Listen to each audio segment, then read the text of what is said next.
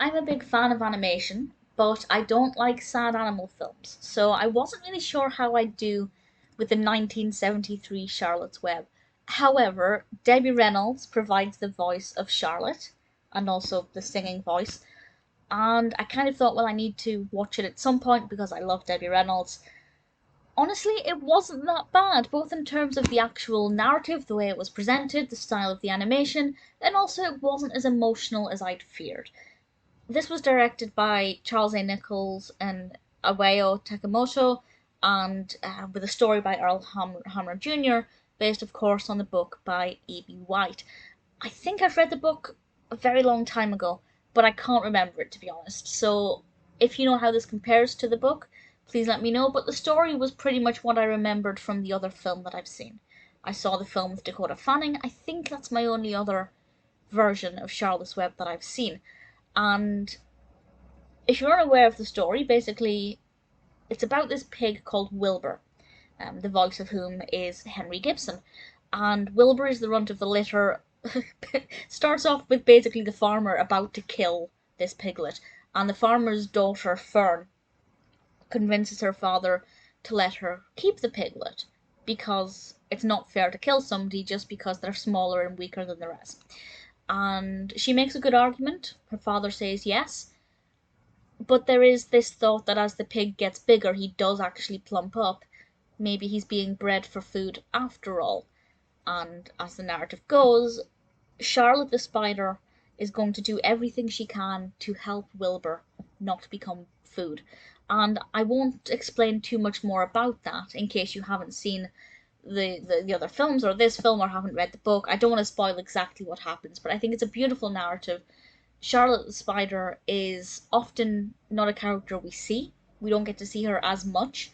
She is often just a voice, and she's a beautiful character, and I have to say Debbie Reynolds did a fantastic job with Charlotte. Charlotte is I kind of think of Charlotte as a kind of guardian angel for Wilbur. She has that kind of elusive, ethereal, magical quality to her, and that really comes across in this.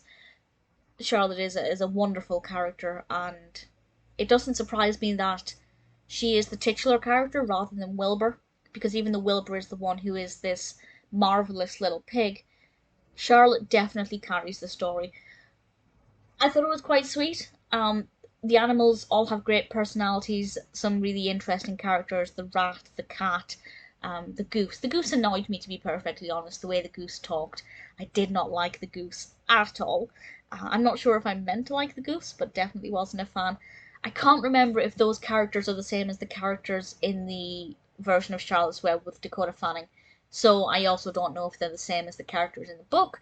But either way, I thought the characters were varied, they had a good mix of personalities, they all had different attitudes towards Wilbur, and Wilbur as a pig was so cute, so adorable. They definitely made him the right kind of cuteness. You definitely wouldn't want to harm this little piglet. I really enjoyed it. Of course, you can look at it from a moral perspective. Is it right to raise these animals with so much love and then slaughter them? I'm not a vegetarian, but there are times when I watch films, even animations like this, and I do kind of think, I know it's part of the circle of life, but at the same time, look how cute that piglet is. And certainly if I raised a pig as a pet, I wouldn't want to hurt it. So it does raise moral questions. I'm not sure if that was E.B. White's intention, but it's certainly a very sweet story that you can analyse from the perspective of giving the runt a chance and not looking at somebody who is smaller and weaker than the rest as being inferior and not worthy of life. And you can analyse it from that perspective, looking at the outsiders and giving outsiders some recognition. It's very sweet. It's not one that I'll watch again, just because it is a little bit sad and a little bit emotional.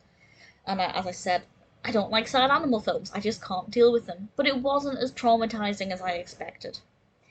If you are a fan of the story of Charlotte's Web and you haven't seen this, I think you'll really like this adaptation. I think it works really well. I say that, again, I haven't read the book, but I would love to know how it compares. I probably won't read the book. I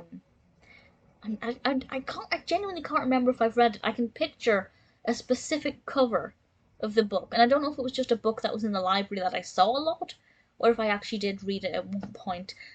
But I don't think I'll ever read it again if I have, so feel free to let me know how it compares.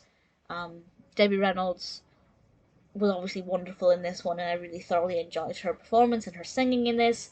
Definitely a perfect voice for Charlotte.